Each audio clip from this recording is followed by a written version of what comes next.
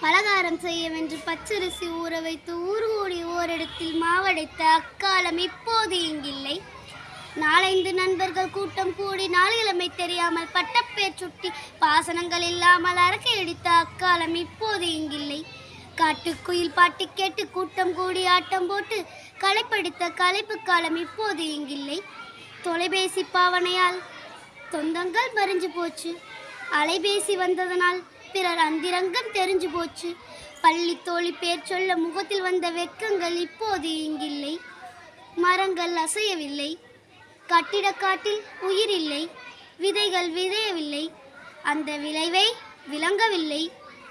பட்டாம்பூச்சி பிடிப்பதில்லை. அம்மிக்கல்லில் அரைப்பதில்லை. கும்மிப்பாட்டு இசைப்பதில்லை. நிலாச்சோறு சாப்பிடவில்லை. ராசா கதையும் கேட்பதில்லை. முன்பு இருந்த நிம்மதியே இப்போது இங்கில்லை. நன்றி.